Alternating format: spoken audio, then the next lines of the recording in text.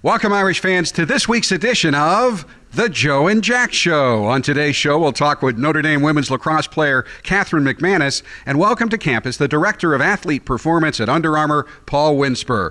But first, to get things started, here are your hosts, Notre Dame Vice President and Director of Athletics Jack Swarbrick, and Notre Dame Captain and starting linebacker Joe Schmidt. Joe, good to be with you. Good to be with you, too. The intro reflects the reality that I'm the undercard now. I was going to say, I went from not even being a part of the introduction to now being the front name, which is a little ridiculous to me. Well, it just reflects the fact that it's so getting on my nerves to have people come up to me every week and say, Joe's really good on that show. Wait a minute, it's my show that he's good on. Those are the 4 or 5 people that I continue to pay off each and every week, including Jack. So I got an email from a guy in California that I've known for 20 years from Northern California. And he's been tuning in? He says he never misses an episode, and he said, gosh, Joe is really good. I've been doing this show for 8 years. I never heard from the guy.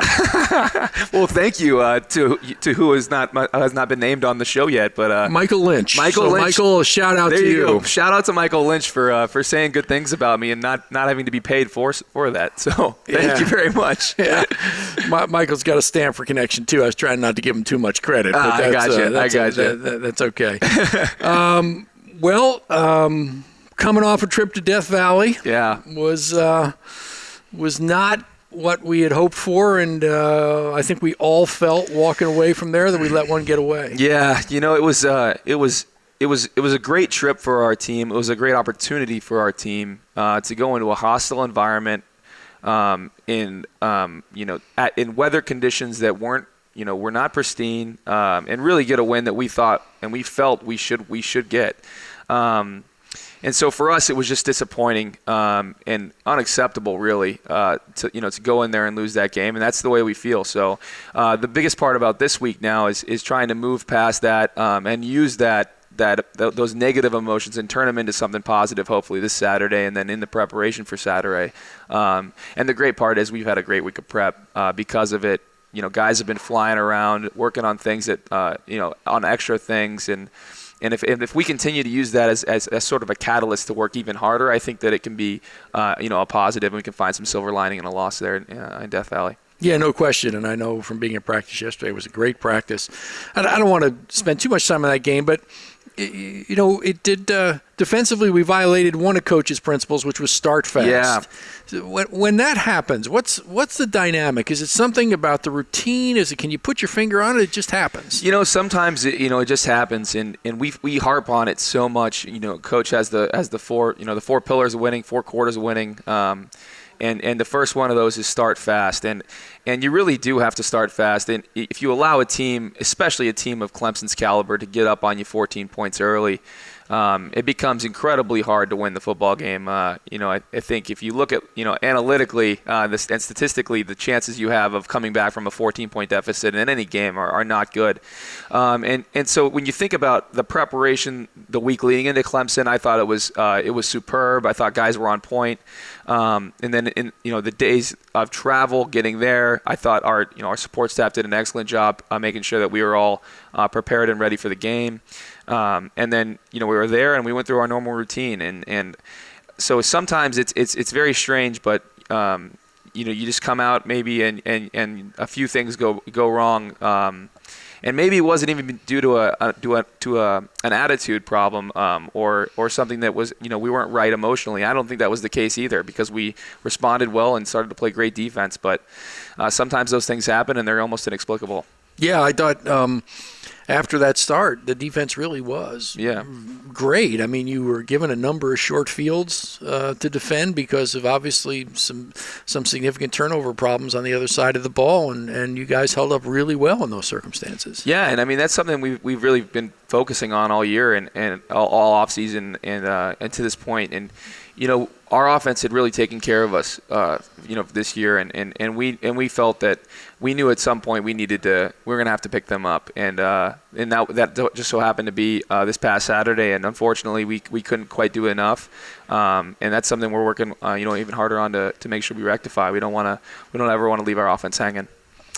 It's on to Navy, one of the really important partners for this university, and and Notre Dame football. And I know people, I'm running into people saying to me, well, you played the Georgia Tech option so well, that foreshadows great things against Navy. But I know from talking to Coach, these are very different offenses, notwithstanding that both are option offenses. Yeah, I mean, I think they both come from the same coaching tree, which is where they draw, the similarities. Paul Johnson had Navy's head coach. I won't try to butcher his last name. It's do you know how to do it? Hey, don't put me on the spot. Just keep going. Okay. I'm sorry about that. But really, so he coached for Coach Johnson, and so he's got some different formations and some different ways of attacking a defense, which are unique to Navy, and so I think that with their players and the way that they play offense and football, it really fits their scheme. So they're going to be an incredible challenge and something that we're really working hard on making sure we're ready to defend. Yeah, I think that's my understanding too, as I say, from spending some time with Coach talking about it. But Georgia Tech in essence is saying this is what we do, and we're going to come out and we're going to out execute you and go at you.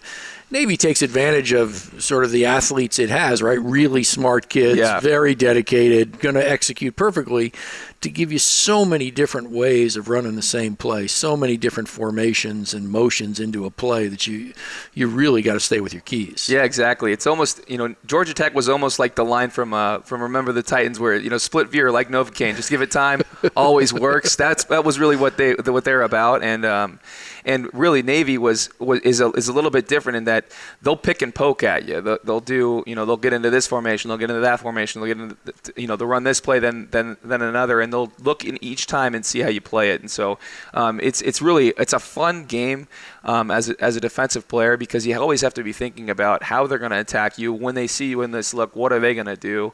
And try to be able to be ready to respond on the fly, really. And game in the game adjustments are so critical against a team like Navy, and that they're so smart, they're so well coached.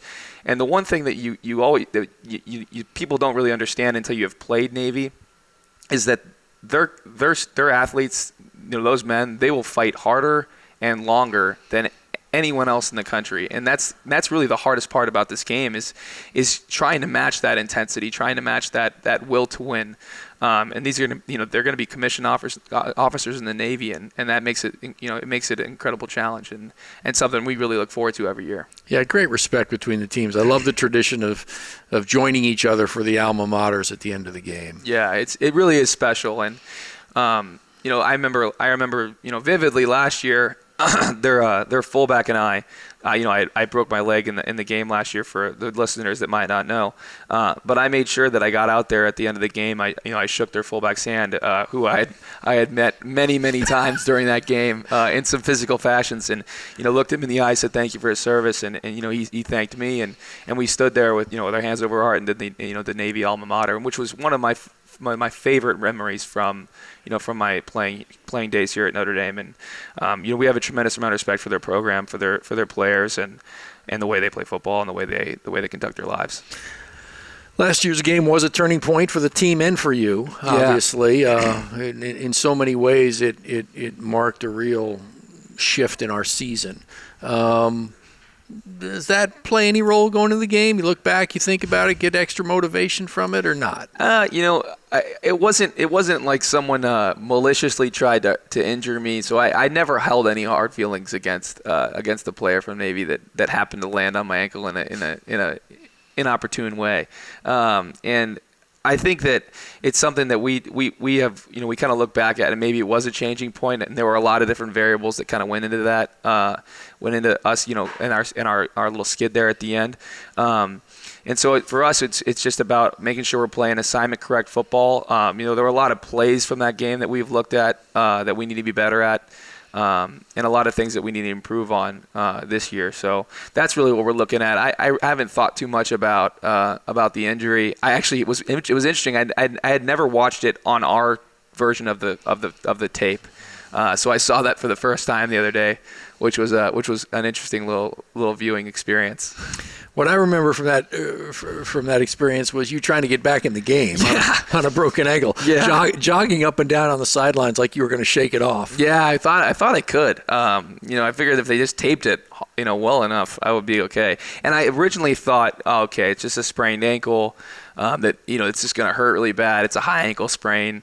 And so I'm running around the sideline. They tape it up, and I'm jogging up and down. They tell me I have to do 20 calf raises if I want to go back in the game. I do 20 single leg calf raises on a dislocated and broken leg.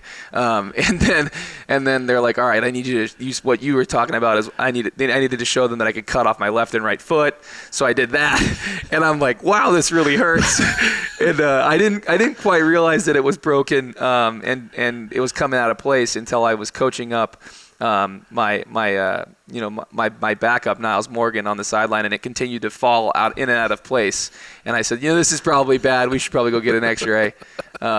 But yeah, I'm slightly stubborn when I'm in the game. Well, nice self-diagnosis eventually. Yeah, I figured it out. You ordered your own X-ray. It took some time.